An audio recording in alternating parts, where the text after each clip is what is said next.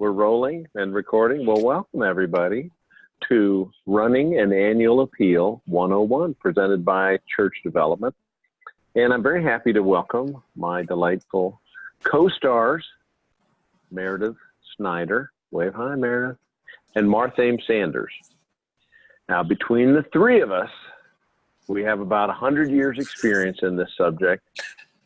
And as you can tell, I've got most of that. So I started doing this work in 1983, believe it or not. And I have failed so very many times that I've accumulated a great deal of knowledge about what to not do. And we'll present that. Now, we have discovered the keys to success, and we are informed by research. We collect data on all the campaigns that we run. Our primary business is to conduct church capital campaigns. And we test all of our ideas, and we collect the research, and we publish those. If you'd like a free copy of our book that contains all of our research, just give me a call or send me a note. It's called the Stewardship System. And our value proposition is, this is research to increase generosity without fundraising. Now, it's great because I'm a delicate flower and I want people to hire us over and over again. So we've discovered that basing the decision to give in prayer rather than pressure works wonderfully. Now, the next slide is a picture of me and my background, and we can skip through that pretty quickly. And then you can look at Marthame and Meredith. Meredith is kind of the administrative technical brains of our operation. And Marthame is a retired pastor who has spent many years serving churches and conducted many capital campaigns. Now, let me stop talking and ask you, Meredith, what would you like to say about yourself as you introduce yourself to our participants? I just want to say welcome to everybody. Thanks for joining us today, and I hope that you walk away with some new information that you hadn't thought of before, new ideas about how you can make your annual campaign or annual appeal be successful at your church. Thanks, Meredith. And she is also the guardian of our vault full of stewardship materials, and it is encyclopedic. And she's willing to share all of that for free with you. Should you like that, you can contact me or Meredith. Now, Marthame, how about yourself? What would you like to share about yourself? Thanks for letting me join you all on this conference call. I'm pulled over on the side of the road in North Georgia on the way to a church meeting. And I got connected with Church Development because Church Development ran a capital campaign for our congregation, Presbyterian Church USA congregation in Atlanta. And when it was time for that ministry to come to close, one of my first calls was to Dennis. And that came about because there was a shift in my ministry, moving to reaching people who are not already part of the church. Also because I see this work with church development as part of my ministry as well. And so I'm excited to be with you and share some experience with you today. Well, Marthame, we're sure happy to have you here. I like to brag about Marthame. He not only had a successful capital campaign, but his annual giving increased by almost 50% during the 3-year capital campaign. That is so counterintuitive. How can you raise an enormous pile of money for capital needs and yet still have annual stewardship be such a bountiful harvest?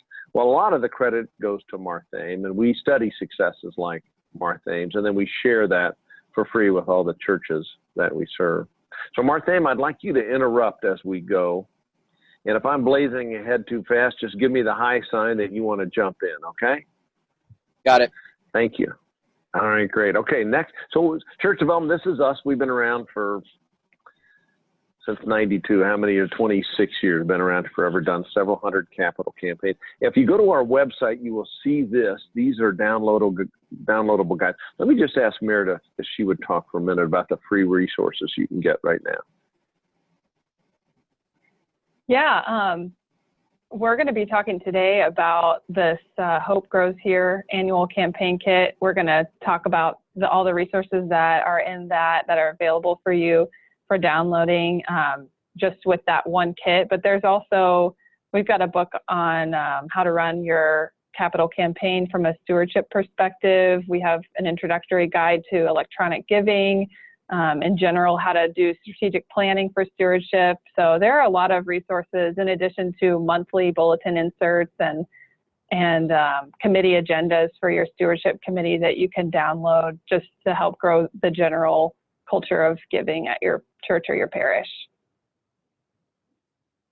And you can get all those on the website under the resources tab. And there are, I think we've got 40 training videos. We have agendas for your stewardship committee, checklists, calendars, lots and lots of samples you can download and use. It is indeed encyclopedic. Well, thank you. Meredith, do you mind leading us in an opening prayer? Yeah, I'd be happy to do that. Just take a minute and center ourselves, being in this moment here together.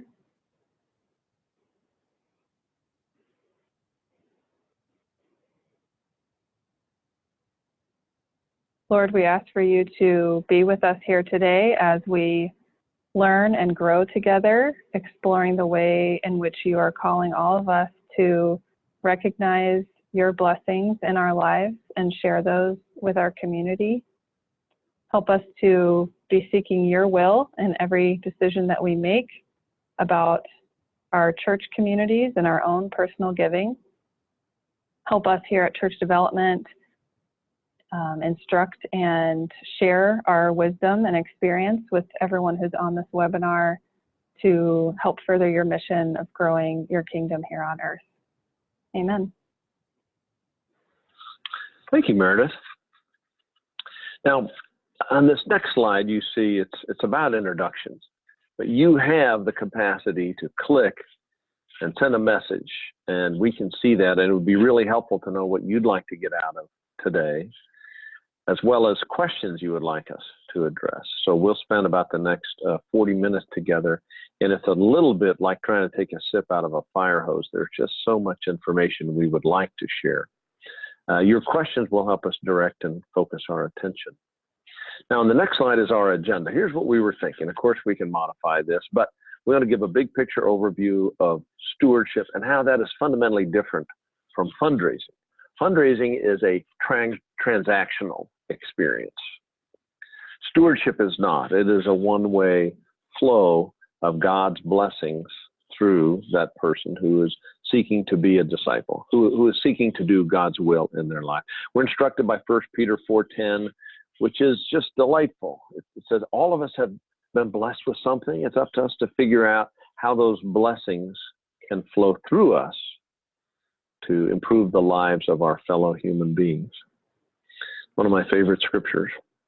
So we'll get very detailed in section 2, campaign planning overview. We'll talk about the teams to recruit to help you, the person who's leading the stewardship effort. Now, Meredith handed me our analysis of the attendees today, and many of you have not managed an annual campaign before. This will be extraordinarily helpful. And for those of you who have managed an annual campaign before, this will really lend some nuance in what committees of volunteers can do to help you run a better campaign. So we don't want to have a committee for the heck of having a committee. We really want them to do something, and we want them to guide and help us tailor the campaign. Item 4, we'll give you some really wonderful technological tools that are just going to make your life a lot easier. How to create newsletters, brochures, any kind of communication piece with templates that just make it look like you spent $1 million creating your publications. We'll talk about the budget, what to expect, and we'll cover questions and answers through this. Okay, so you've already seen on the next slide, you've already got your Q&A instructions. Please click those and we will get that. Now, on the Understanding Stewardship Concept, I'm inspired by this author, Henry Nouwen. Let me get it a little closer. I love this book. A Spirituality of Fundraising. He's deceased now, but he's like a philosopher. He's just so wonderful. And the idea is that we are not raising money to somehow benefit us, but rather we're inviting people to join in a commonly held vision. Now, if that is indeed true, we're going to got involved in the creation of that vision as well. So this is not the CEO riding in on a horse commanding that everyone follow this person. Matter of fact, this book, Good to Great, well, I've only got the Chinese language version of it handy, but Good to Great, one of the best-selling management books of all time. That's good insight into great leaders. They are not riding in on a white horse with their pearl-handled revolver shouting everyone to follow them, but rather they are facilitators of engaging people in the visioning process. And that's key to stewardship. These three questions really illuminate what is stewardship. The first one is, why do people give? Well, they give because they were asked. That is the stimulus to begin the giving process. Second question, why do people give generously? This gives us some insight into what goes on. Now, I'm a big fan of behavioral economics. The book Thinking Fast and Slow by Daniel Kahneman won a Nobel Prize. It helps us understand how people think and make decisions. People give generously because they've been involved in the decision-making process. Oh, you found it. Thank you, Meredith. They've been involved in decision-making. They've been connected socially. They are not alone. They've been active as a volunteer, even if it's an episodic volunteer experience. Then they're asked, and that ask is based in prayer, and they're thanked. Now, if you want a token gift, you just have to ask. But if you want a significant gift that might equal 3% of a person's income each year for the next 3 years, or a one-time gift of 3% of their assets, you have to do all those things. Now, the third question is, how do you shift a gift from being perceived as a transaction to being part of a person's spiritual journey? The reliance on prayer is the key factor. So to ask a person to discern, what is God calling you to do? How might God's blessings flow through me? The moment we present that question, we shift from being fundraisers to being facilitators of a person on their stewardship journey, on their discipleship journey. And that is a lot more fun than just doing fundraising. All right, now let's shift gears to the campaign overview, getting started. Now, in the next slide, you will see the Hope Grows Here campaign kit. Now, Meredith, do you mind taking a minute and walking through the resources that people could just click on right now to make their lives a little bit easier? Yeah, definitely. So, as I said before, this is our site that you can go to download this kit, and it looks from the registration page like a lot of you have already downloaded this, which is great. If you've had a chance to take a look at it, then hopefully we'll be giving you a little bit more detailed information or just an instructional kind of walkthrough that you can share with your committees. Sometimes it's easier to have some person sharing it with you than reading a manual, which I think those hopefully will be very helpful to you as well. We have a comprehensive manual to go through the campaign. So I'm just going to share my screen really quick here and show you guys how you can get this resource. So we'll just come up here to resources, and it's right here. And on the front of the page, Hope Grows Here campaign kit. And it gives you a preview of all the different publications that we offer as templates when you download the kit, and just all there's really everything that you need here to run your annual campaign, a step-by-step guide, templates for your solicitation letter, your brochure template, your newsletter templates, your call scripts for your ambassadors, people who are going to be giving phone calls to everyone, reaching out to the members of your church, everything you need. So just fill out a little form with some information about you and get that for free. So really highly recommended, whether or not you have done a campaign before, just to check it out and see the materials that we offer and maybe get some new ideas from that. So switch back to the slideshow here and let you give the overview, Dennis. Okay, great, thanks. So I'm going to walk through this overview, and then I'm going to pause and I'm going to ask Marthame to share how this structure was implemented in his church. So let me give you the get ready. So we're going to do get ready, get set, go, and after each one of these, I'm going to pause and ask Marthame to share how it worked in reality at his church. So step number one is to review the annual campaign process. Take a look at the manual, watch the video with your stewardship committee. I recommend you get a committee of 3 to 5 people. Just let them know you're only going to meet a handful of times. You really want their help getting input, not doing things like sealing envelopes, stuffing, folding, but you really need them as a brain trust. So you got to select a commitment Sunday and then work backwards with your calendar. We recommend number 3 that you conduct a gratitude event. You thank everybody right before the annual campaign. About a month before the annual campaign, you thank everyone. And this is a time to share the love, let people know the impact that they have had. You may want to distribute at that time an annual report that says, here's the impact that you had on making the world a better place. I also recommend number 4, gathering feedback for the plans, the priorities in the year ahead. You can do that through town hall meetings or SurveyMonkey. They're both virtually free. They take a little bit of time, but it's a way for people to own the priorities that are set for the year ahead. I like always looking backwards and doing failure analysis, looking at previous campaigns that we've conducted, what went well, what did not go so well, what would we like to do differently in the year ahead. It would be obvious that your chairperson would be a member of your committee, though not necessarily. Be great to select someone who is well-known and active in the church so that they could be a spokesman for the campaign. Then you've got to identify somebody who's going to do some work. Item 8 will take time. You've probably got somebody in your church who is a professional communications person who can modify, who can take our communication piece templates that we give you and modify those to match your unique personality of your church. And then number 9 is to recruit your ambassador team leader or leaders. These are the people who are going to be making some human contacts to answer questions. Now, Marthame, let me pause and ask you to reflect on how did this work at your church when you were getting ready to conduct your annual campaigns. Do you mind talking for a couple minutes?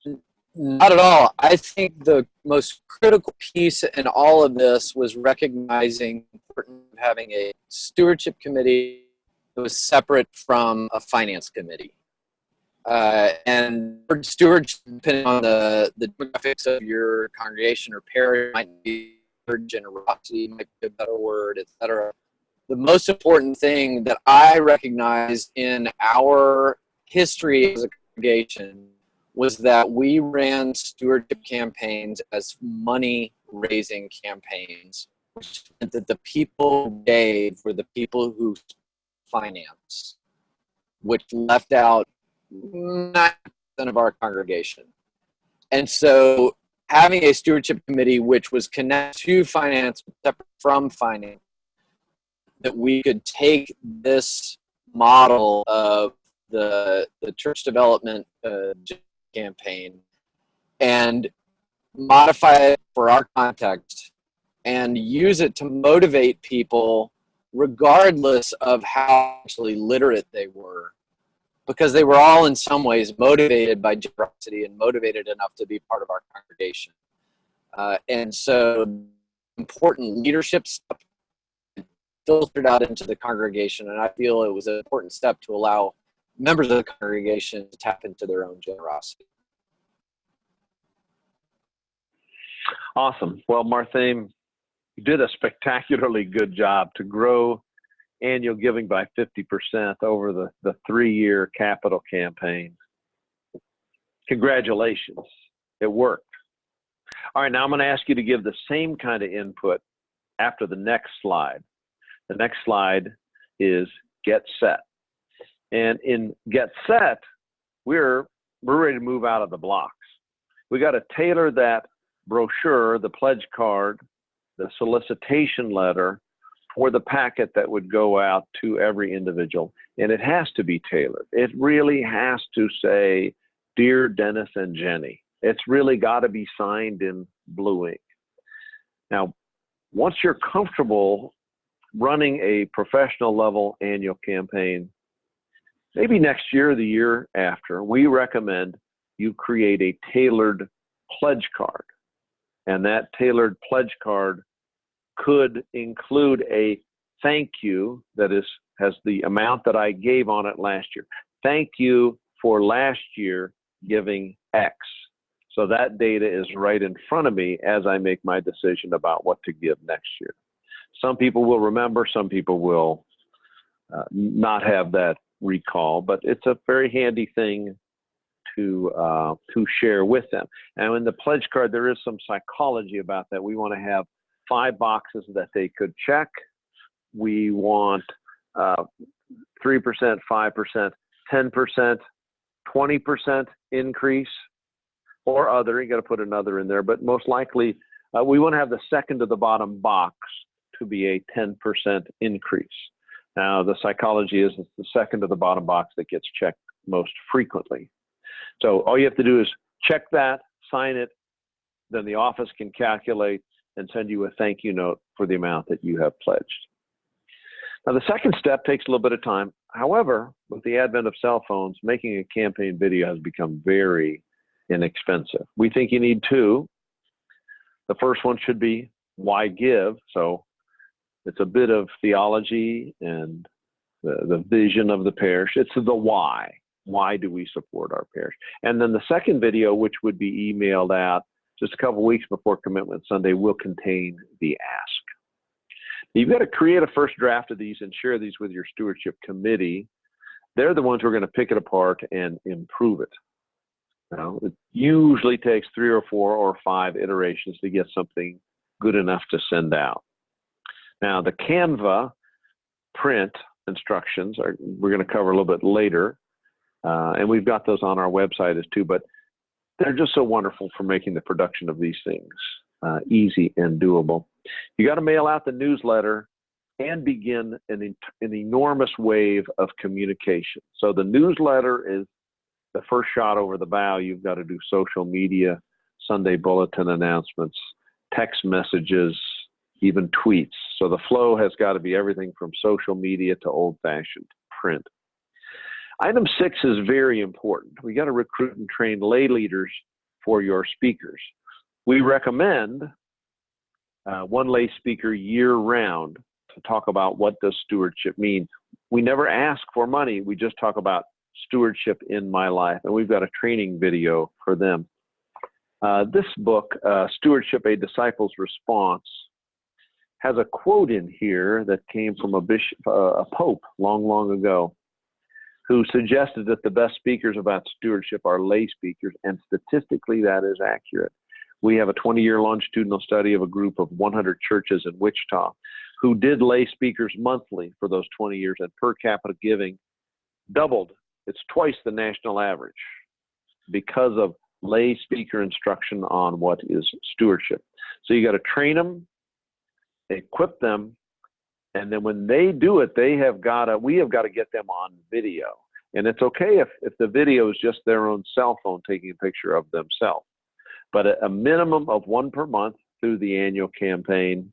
And in particular, we want a lay speaker on Commitment Sunday.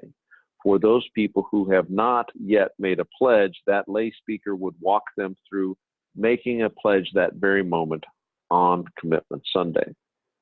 So we're up, we're running, we're set. We're going to send our second newsletter, and we're moving out of the blocks. Now let me pause and ask Marthain if he would share for a moment how this worked with him at his church. This is a critical piece for a couple of things. There's a couple of things that come to mind for me. One is that churches will cut corners, congregations and parishes will cut corners on this piece because they think that they are and I think it comes out of a good place of trying to be good stewards of our financial resources. The reality is that this is an important investment in the stewardship process. So these color printing, the postage that goes out, all of this is an important part of making sure that we present to our membership and our parishioners the fact that we think this is an important priority. it was probably the place where I ended up spending the most time talking to several members, not many, it was not widespread, but people in the congregation who were concerned about the expenditure of postage. And it was just and as most of these conversations, it was a lovely opportunity for what was really the issue at stake. And the results spoke for themselves, quite honestly, that our increase in stewardship in response to this approach more than covered the expenses and the increases. So it paid for itself in kind of a pure business sense. But I think on a more theological level, it was a way of saying that we think this is important and we were going to invest our time and our energy and our resources into this because we think it's worthwhile. Okay, Dennis, we have a question, and maybe Marthame, you can chime in on this as well. Gail wants to know, she says that no one at her church gets any information on individual or family giving. Only our accountant knows who gives what. Is our church different from what Dennis just talked about, having individual giving on the pledge card and asking for a % increase? I'd be happy to speak to that. I think Dennis has a lot more wisdom. I'll speak as a congregational pastor in this regard. When I began pastoring this church, I by design did not know individual or family giving because I did not want it to affect my pastoral ministry. By the time I left, and I was in this congregation for 11 years, I did a complete 180 on that because the reality is that it didn't affect my ministry. The second piece is the reality is that I knew more intimate details about those individuals and families in every other area of their life except for finances. And so it seemed to me to be an interesting thing to compartmentalize it. However, the other piece of it was also the recognition that knowing changes in giving and pledging patterns also gave me the opportunity to connect with people pastorally in a way that I wouldn't have known otherwise. A significant drop in giving often signaled something else going on in the life of this family that I would not have known about otherwise, and it gave me an opportunity to share with them and provide pastoral support. So I'll speak to that from the pastor's perspective.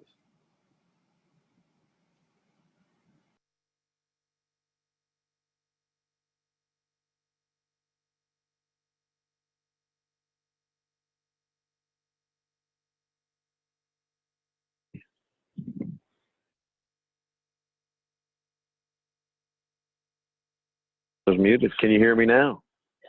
Okay. I learned that years ago from a fellow named Dr. Clayton Smith, who was the director of stewardship for Church of the Resurrection, one of the largest Methodist churches in the country with something north of 28,000 members. And they took that same pastoral approach that Marthame just talked about. If someone experienced a dip in giving, then they would contact their small group leader to find out how are they doing.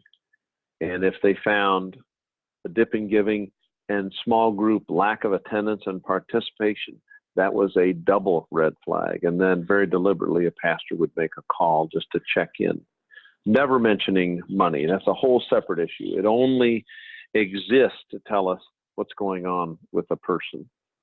So a person would never use that. Now, going back to the original question, are you different? Well, there is a division of opinion. And I kind of think the way Marthame thinks of this subject. It is one indicator. It is certainly not everything. And I don't believe any of us would use that as a tool to treat somebody differently. I have not experienced that preferential treatment so far, and I've been doing this for quite a while. I want to be culturally sensitive to your unique congregation personality, and I would never force that option on a congregation that was not comfortable with. So the asking of percentages comes from the research out of Villanova by a fellow named Zech, Z-E-C-H. And the point of departure for his research came from the fact, he's Catholic, came from the fact that Catholics give less than anyone else. They give 1.2% of their income to their church. The Protestant norm is 2.2%. So he sought to understand why. And he discovered that the best ask is a percentage ask. And in my opinion, the best percentage to ask for is 3% of one's income each year for the next 3 years. So that percentage ask is perceived to be an equal yoke, not dependent upon wealth. If we all give that 3%, that's wonderful. Now, the Catholic norm is to ask for 5%. The Protestant norm is to ask for 10%. 3% seems to be a little bit closer to reality. All right, now let me shift to go, okay? So you've had your gratitude events, you've got your information flowing going, you've got your stewardship committee, you're tailing your material, you've sent a newsletter, you're now going, you're into the thick of things, you've sent your brochure, pledge card, envelopes to printer, you've got a kickoff Sunday to let everybody know what's going on, you're going to have a prayer service or prayer activity, train up your ambassadors so that they contact folks. Once your materials go out into the homes, it would be great if you had an ambassador team contact people to let them know Commitment Sunday is coming up. Do you have any questions? Now, in advance, you've really got to think of how we're going to pledge, how we're going to track our pledges. If you do not have that in place by now, you are in trouble. The next step is we really like a campaign prayer. After the kickoff, when Commitment Sunday is within sight, we like saying the prayer every Sunday to remind people that it's coming up, and this really stimulates the discernment process so that people are reflecting in their own individual separate time of prayer alone. Now, I see that we have got a question. Now, Meredith, are you technologically capable enough to figure out what the question is and let us know? All right, fire away. Oh, okay. While you're figuring that out, let me do these other things. Number 10, or pardon me, number 8 is to present the stewardship testimonies. Your lay speakers are speaking. Your pastor is presenting, we recommend, 3 sermons. That would conclude a week before Commitment Sunday. And remember, on Commitment Sunday, we would like a lay speaker to speak and announce today is Commitment Sunday. If you have forgotten to bring your pledge card in, there is a spare pledge card in the pew in front of you and a pen as well. If you haven't filled it in, you can take it out and fill it in right now as I am talking. And if this is a normal church, about half the people will not have brought their pledge card in, and they'll be very happy there's a pledge card right there. Then we want that lay speaker to talk about their own spiritual journey and how they think of stewardship for about 3 minutes, give people enough time to fill out their own individual pledge card. We want to mail out the brochure, pledge card, letter. You can hand deliver this. You can pick it up in the foyer. You can mail it out. But it's got to go out into every single home. We're going to hand out the prayer guide, and one of your volunteers as a lay speaker is going to hold that up one Sunday and ask people to reflect their way through the process. And you want the authors, maybe you have a 14-day prayer guide, you want those 14 authors to be members of the congregation reflecting on stewardship. Number 11 is your Commitment Sunday. Now, I'm going to pause for a moment and ask Marthame to share how this went at his church once you leap into action. All right, Marthame, I'll put my microphone on mute and turn it over to you. So, yeah, I think this highlights another critical part of the program, which is vast membership involvement. The importance, and I see it in 2 places here, but it's built into the whole system. The prayer, the campaign prayer, we had a prayer team that wrote the prayer, and for them, it became not only something that invested them powerfully in the campaign, it became something, as Dennis alluded to, that anchored the campaign in prayer and very meaningful. It was something that really resonated in the identity of the congregation. The ambassador team is another place that people can feel invested very much in the campaign, and critically so. And I think Dennis clarified this, and it's helpful to say it again. This is not a team that calls and buttonholes people to make a commitment to the campaign. This is purely a touch to make sure that everyone has received the commitment packet, and if they have any questions, this is not asking them to make a commitment or not. This is just making sure they have all the information they need. This is a critical point, not only because the ambassador is making contact, but also because members of the congregation in the parish are hearing from fellow parishioners, fellow members, making sure that they are connected to what is happening in the life of the church. It is a critical part of making sure that more and more people are involved, but also that the members of the parish, members of the church, know that they matter and that they're connected to what is happening in the life of the church. That's absolutely critical, that engagement. Now, this book, this is one of my favorite new books that's just come out in the past couple of years.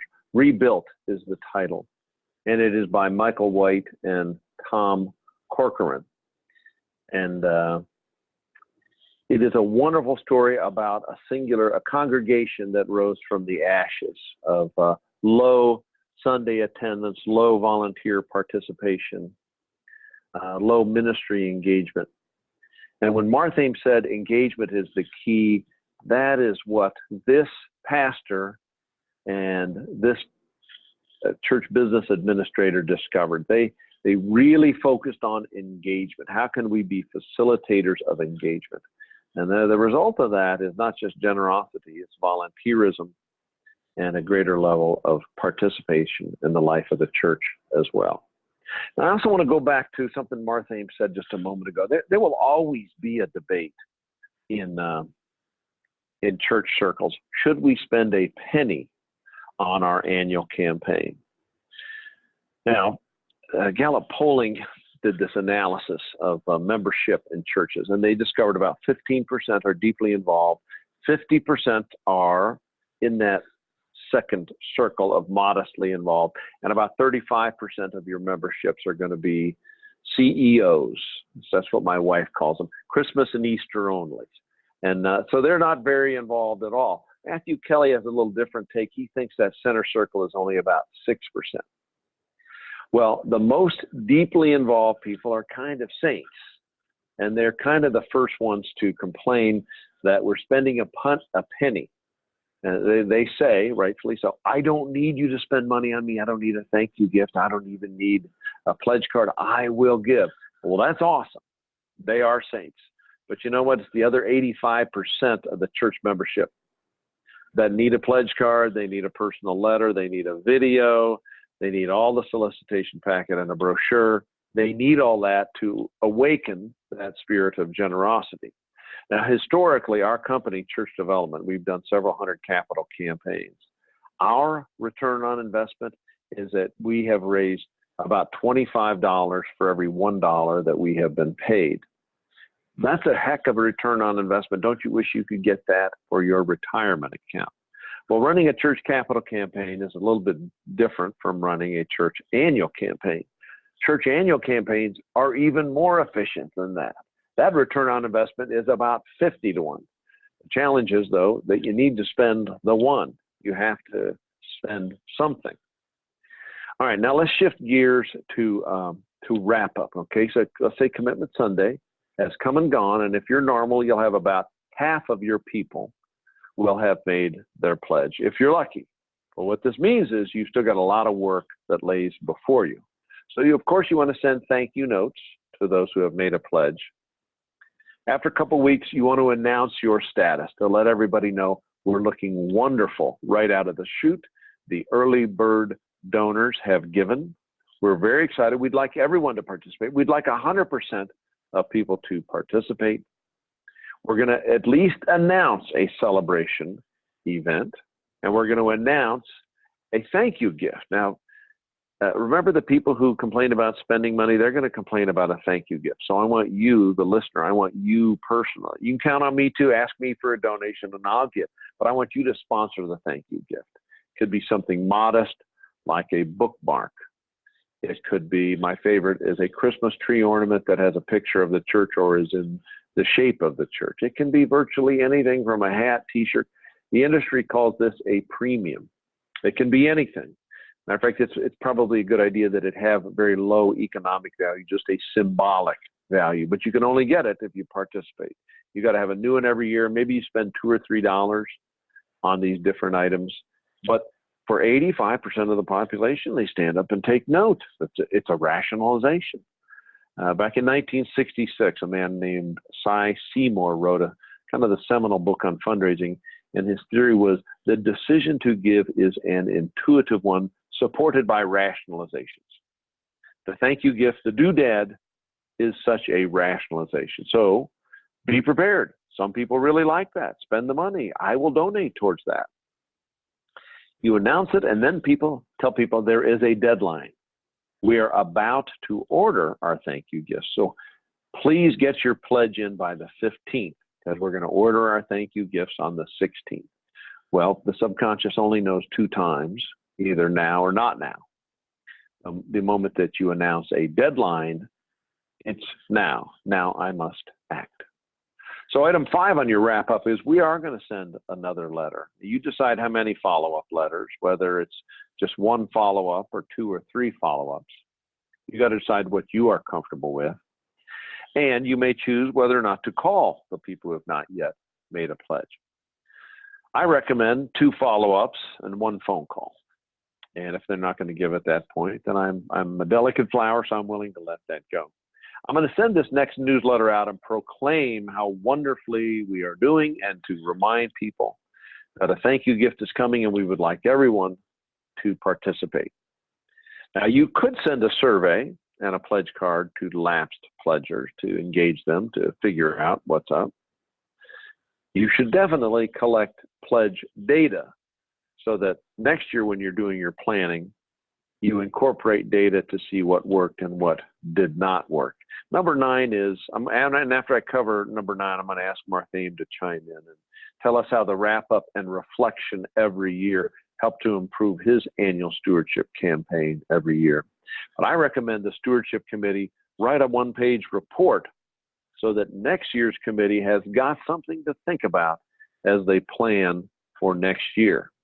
And the campaign leader will really value this 1-page report, or if you're organized, the last 3 reports on your last 3 annual campaigns. Now, let me pause and ask Marthine. Marthine, as you moved past Commitment Sunday, what were the important things for you as you managed that increase in giving? Thanks. I think I was going to touch on the thank you gift, but I think you've nailed it very well.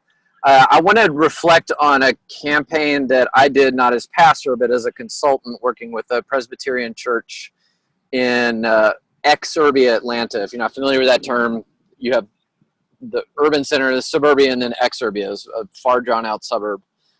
And it's a relatively new church plant, and so they were very careful about asking people for money because they were worried that these were newer Christians potentially, or former Christians coming back, and they wanted to be very tentative about it. Nevertheless, they were bold and they went through with the stewardship system. And we saw an 80% increase in the number of pledges. Half of them were new pledges. Half of them were people who had not pledged before. Wow. An overall 60% increase in pledge amount. And wow. I think it comes down to 2 things that happened. One was using church development's module and adapting it for their context. 2 was the leadership that the committee gave, and they chose to call themselves a generosity team, that they gave in making this thing happen and supporting it. And number 3, I think, was also that piece that Dennis talks about of looking at where we could do better next year. And so there were a couple of critical pieces of looking at how it went, celebrating how well it went overall, and recognizing we missed the boat on a couple of things that we need to pay attention to next year. One of them that I think was critical and an interesting part, they did a gifts pledge for people who wanted to get involved in different areas of ministry within the congregation. And the follow through on that was less than ideal. Leadership of the church not necessarily following up with people who had said, yes, I want to be a part of this ministry team. And so saying, if we're going to ask people to commit themselves to something, we need to respond to that so that they know that we are taking them seriously. It's a challenge within that context, and so I expect they're going to do much better next year. But I think that critical reflection piece is crucial in running a successful stewardship campaign. Thank you, Martha. It is the critical piece. That's what we want. We want to engage them in that reflection. Now, if you were paying attention, you noticed that Martha called his stewardship team the generosity team. In this book on communication, Made to Stick by Chip and Dan Heath, it's a bestseller in the corporate world. Really helped me understand the terms that you select are absolutely critical. So they've got to match the culture of your church. The word tithing works wonderfully if you're above the age of 70. So that term is on its way out. We've really got to shift towards generosity. So the study of cognitive linguistics is a good one. And I think we can summarize that whole field into saying, tailor it to your church. Use the terms that fit with your church. All right, so now let's catch our breath and think, how much time do you have? Ideally, 5 to 6 months is the right amount of time. So here we are in the middle of June, near the end of June. You've got enough time to plan your campaign out. Now, if you put it off by a couple of months, you're going to be hustling. If you've only got 3 months, you're going to have to hustle and cut a couple of things.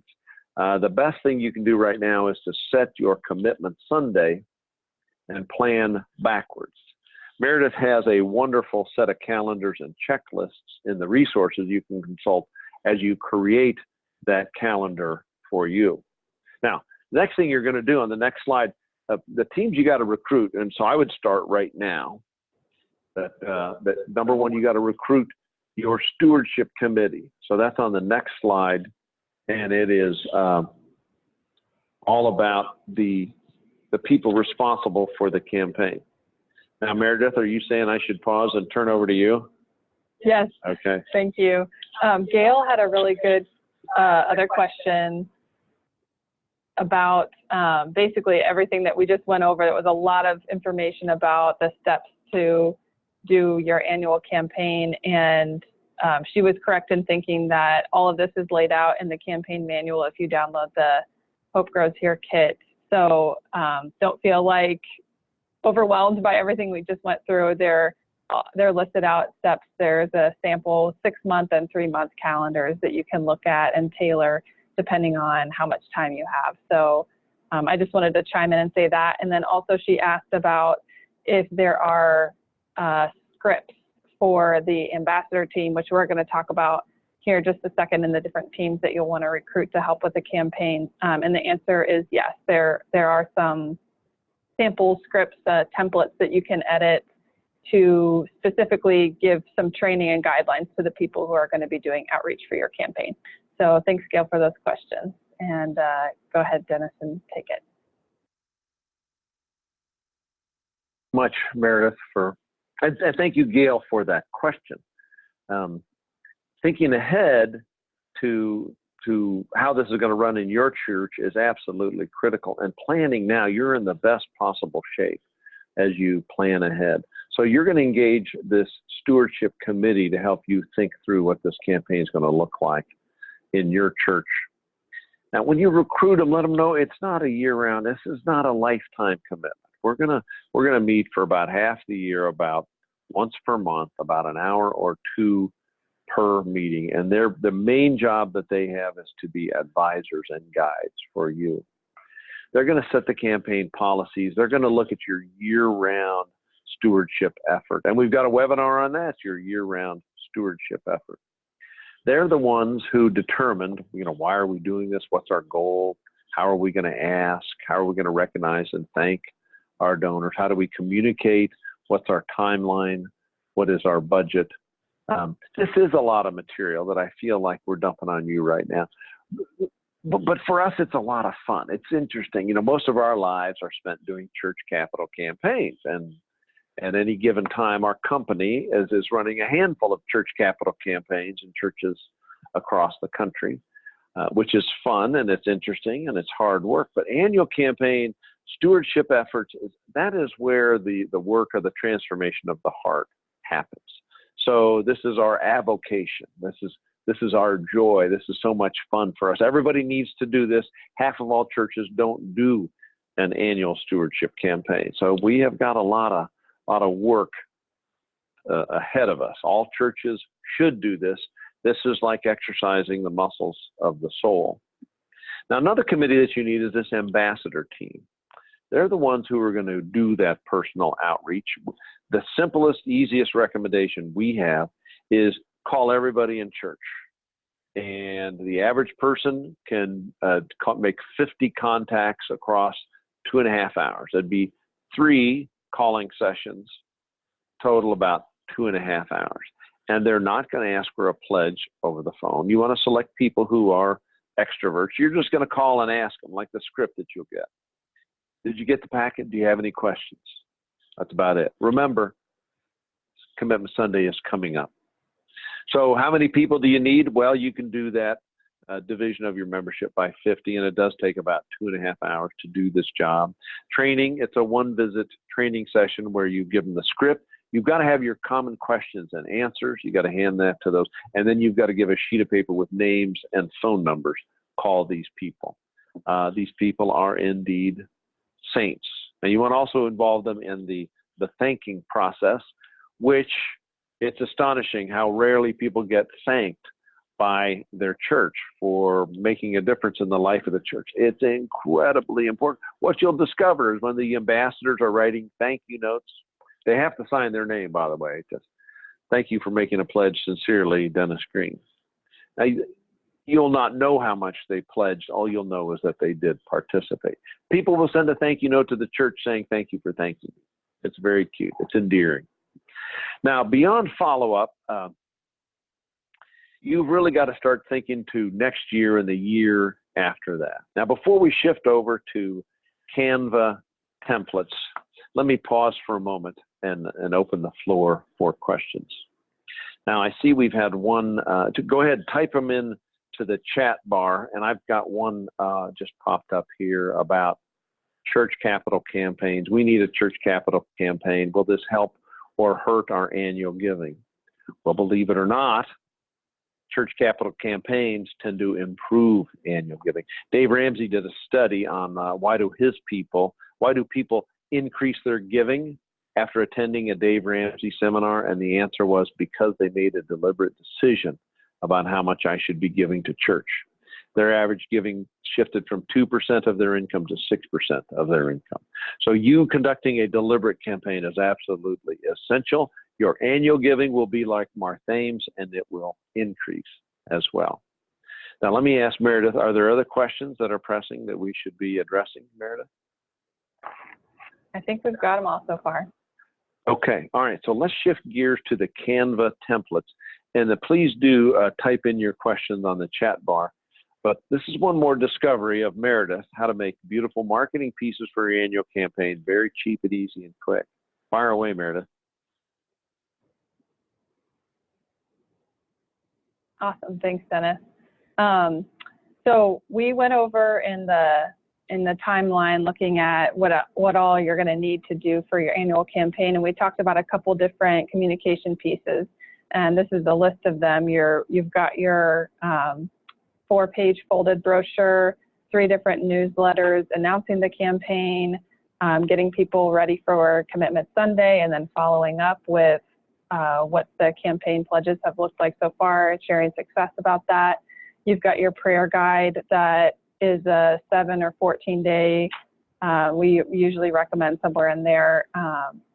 where people from your church or your parish can share their experience with the way that God has blessed their lives. And that can be a really beautiful way to encourage people to make a decision based on prayer and discernment. Your prayer card that you can give to people to encourage them to pray for the campaign, and then your pledge card. So those are kind of the core pieces that we recommend having as part of your communication for the campaign, so people know what's coming up. So we used to put out an annual campaign with Microsoft Publisher templates, and we recently switched to an online graphic design software called Canva.com. And we've had some questions about how to use it, and so I just thought I would give everyone a little brief tour of what that looks like, and just to demonstrate how easy it is really for people who don't have any graphic design experience to really make something that's customized for your church and that will beautifully communicate the mission of what you're trying to accomplish through your annual campaign. So I'm just going to switch over and share my screen here. And let's see, Dennis, can you see that? I can, totally. Okay, great. So this is the brochure template that we published for the Hope Grows Here campaign. And this is links to this and all the other templates will be emailed to you after you download the kit online if you haven't already. And if you have any questions about how to use this or need some support, I'll be happy to do that with you. But basically, it's just a really simple kind of click and drag. And they give really nice guidelines for lining everything up. You can shrink things and move the logo. Say I want to change this to be a picture of my church. So I'll drop that in there and I can crop it. Just really making a customized piece for your church to really shine through all the campaign materials. So we can do that. We can change the name. Let's say I saw Diane Carr here, so we'll say this is St. Patrick's. And we can put a picture of some people at our church here. And everything is just, I'm clicking and dragging. And so anyway, I think that it's pretty simple to use. It's easy to customize everything. You can change the colors to match the branding of your church. You can put your church logo on here. And all of the text is customizable as well with what we recommend as kind of a basic structure for what to communicate in these different pieces. But we really encourage you to tailor that as much as possible, specifically with the campaign prayer and the questions and answers, and noting what kind of ministries all of the funds are going to support. So I think this is a really great way for, we talk about, and Dennis shared earlier, about the importance of getting people involved in making decisions about the campaign and helping them to feel like they're a part of this movement that's happening. And I think this is a really great way to invite anybody who's tech savvy, maybe a little bit more heady, or a young person, a millennial, who maybe doesn't already have a leadership position or a role in the church, to ask them if they can help with this. Even if you don't have someone like that, or can't think of someone right off the top of the bat, this is really kind of how I like to think of it as graphic design for dummies. So I hope you enjoy getting into the tool and poking around and using it, and really tailoring all the materials to be a good fit for what you're trying to accomplish and communicate with your church members. If we have any questions about how to use anything, like I said, I'd be happy to share my experience, or walk through and hop on a Zoom meeting and actually do it with you. So feel free to reach out to me. My email is on the website, and also I think it's at the end of the webinar, office@church-development.com. Thank you, Meredith. That's awesome. Now, we got another question here that will go to Marthane. And that is, what is the proper use of social media in a church's annual stewardship campaign? Martha, do you mind tackling that? Not at all. I think it's another thing that's contextual because it depends on who you're. I think you use social media the same way you use it in the life of the congregation. And so if it's a congregation that uses social media a lot, you want to do social, you want to keep doing your stewardship campaign on social media. If it doesn't figure very heavily in the life of the congregation, then it's not something that I think you need to spend a lot of time on. I think we're in an interesting time, and I think what the switch over to Canva is a great thing that we're doing, and I think it also signals something about the changing nature of ministry. We are in a context where we have to be able to communicate with everything from people who only have a landline to people who only have a cell phone and are on Twitter all the time. This is what makes up our churches and our parishes. And so it's a really interesting time. It's a challenging time because we got to communicate with everybody. So it's not really, I don't think there's a one size fits all solution. I think the reality is a lot of us probably could be doing more social media than we are, but we also need to do it with integrity. Absolutely. And it's really, I feel like we in the church world, we have got to undergo a paradigm shift and join the modern world. And your comment about we've got to tailor this and be sensitive, and we've got to meet people where they are. The church has got to do that. You know, the trends are alarming. So we've got to stay relevant. The use of social media is one way to do that. Most of our time is spent doing church capital campaigns, and we're hypersensitive to meeting people where they are and being very gentle in that process. And if you do it well, the people respond generously. Now, you know, the key component of discernment is that self-awareness. You know, St. Ignatius of Loyola is one of my heroes because his prayer life directions are all about that self-reflective awareness, seeking to do God's will in the context of a healthy life. All right, now let's shift gears. We're about to wrap it up. And I see we've got another question about planned giving, but let's cover the budget first. How much is this going to cost? It would be normal to budget $5 to $10 per family.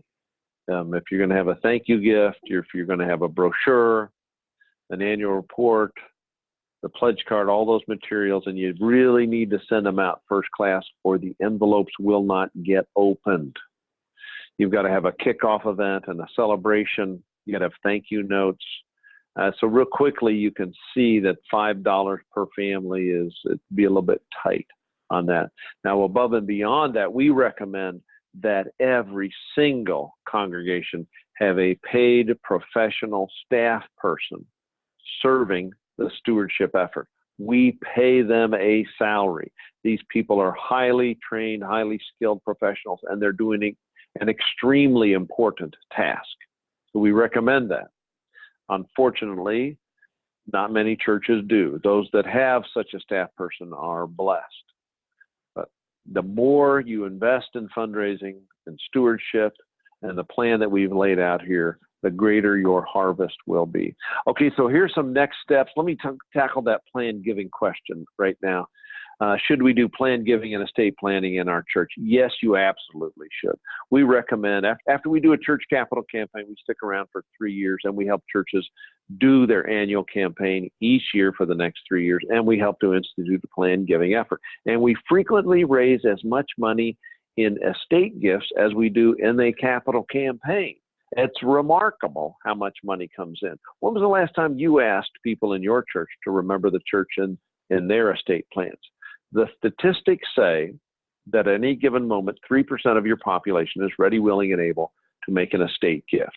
So you need to do this every year. And the key to success is to have a date that is set in advance where we're going to thank people who have remembered the church and their estate plans. And so in the bulletin, you're going to announce there will be a gratitude event for all those who have remembered the church and their estate plan on this date. Please let the office know if you have done so, and you would like to be invited to such an event. All right, now we're out of time. Hold on, I got a question. Okay. Okay, so Gail asked another great question. She said, we have a large number of new young families who do not pledge. Is the key to have more electronic giving opportunities? And if so, do you have recommendations for companies that provide this type of service? And Dennis, I'll let you talk for 1 minute about this, but I will also say, Gail, that we have a downloadable resource on the website with an introduction to electronic giving options, and there are some examples of companies that we've found to be really successful working with churches that we partner with. So I would say to check that out, and there's also a webinar about that I believe is posted on that same resources page, or a recording of that. So check those out, and Dennis, do you have anything to add about that? Yes, I had a shocking upbringing on this particular point. I was serving a church on the upper west side of New York City. I remember my daughter went with me on that trip, and that's right when she reached her height of 5'10". I was shocked. I had a kid that was so darn tall. But I remember being taken to task by a member of that stewardship committee who said, Dennis, I don't carry cash. I don't have a checkbook. You're making it very hard for me to give. So we have got to facilitate electronic giving. You need to have a kiosk at the back of the foyer so people can visit that on the way out. You got to have electronic fund transfer giving for repetitive, easy giving. It's got to be web-based, accessible through your website. It's got to be credit card oriented so people can get their miles. And you have to do, the latest thing is to have a DIP device where literally it's preset for an amount and it's advertised on there, where literally a person can insert and withdraw, hit a button, and they've automatically made a $20 gift with no hassle at all. So we have really got to respect that this next generation doesn't carry a cash, doesn't carry a checkbook, may not even have a checkbook, but they still are called to give. So we've got to do everything from text giving through online and web to make this possible. So forgive me, we've gone a little bit over time. Marthame, thank you. Do you have one last comment before we go? Two companies that I have worked with and have found both work well for electronic giving you can look at. One is Vanco, V-A-N-C-O, and another is called Easy Tithe, and it's spelled just like that, vanco.com, easytithe.com. Awesome. Thank you very much. Well, we're here to serve you. We have a ton of free resources. Call or email or text anytime. This is kind of our joy. It is so much fun. It's the most amazing business to be in because virtually everything works. So please do something because everything works. So we're here to serve you. If we can do anything at all, please let us know. Thank you so much. Go forth. God bless. Good luck. Bye-bye.